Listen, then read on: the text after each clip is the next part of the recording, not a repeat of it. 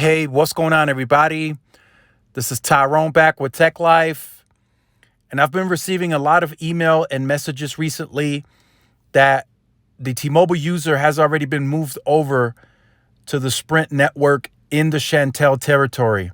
It's not at 100% yet, but the T-Mobile user now has access to pretty much almost virtually the entire Sprint asset that Shantel built out in Shantel territory. So that includes, I believe, parts of Pennsylvania, West Virginia, and I think there was one other. I think it was Maryland.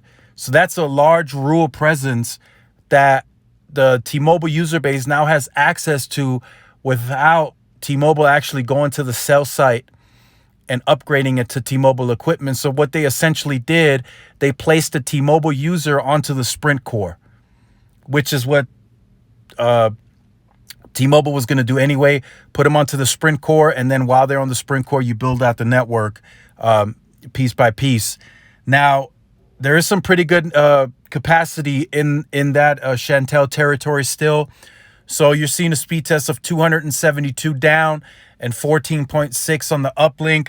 I'll also show you guys the service mode so you can see it. Band 41 at 15 megahertz, aggregated with two more band 41 channels at 20 megahertz each. So about 55 megahertz downlink. So very interesting to see. Also, the store conversions are happening very quickly. They're already moving all that Sprint signage out, and they're putting in the T-Mobile signage. So that's happening at a very impressive pace too. So they're working very, very quickly. That's the handling of John Fryer. He's usually really good on getting new stores going. They moved very quickly when the merger first closed. They had the stores. It was one night at midnight, I believe, if I remember correctly. The associates were in the store. They took all the signage down and they put up T-Mobile signage.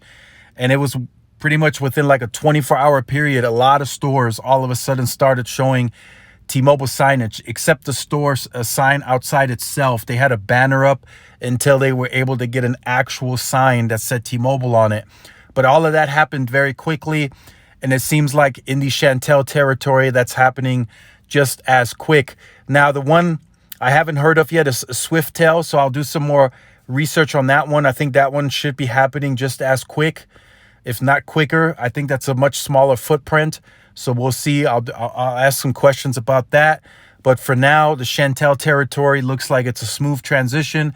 The T-Mobile user base is already on the Sprint core using those assets. It's the Sprint roaming that you guys have seen. And then in that area as well, T-Mobile does have access to the US cellular roaming as well, from what I'm being told. And I believe the Sprint base has roaming access to US cellular as well. So let me know what you think about that in the comment section down below. If you are new to the channel, or you have been on the channel and you have not yet liked, share, subscribed, make sure you do so. Hit the notification bell so you are notified through YouTube. Make sure to follow my social media outlets for the updates, for the notifications on the Twitter especially. A lot of people are messaging me saying, holy crap, I'm not getting notified from YouTube. Make sure to follow my Twitter and turn on the push notifications. I am posting the videos there much more frequently, as I'm realizing YouTube has dropped the ball entirely on pushing out notifications, even if you have push notifications on your YouTube. Thanks again for watching. This is Tyrone with Tech Life. I will see you guys in the next one. Peace.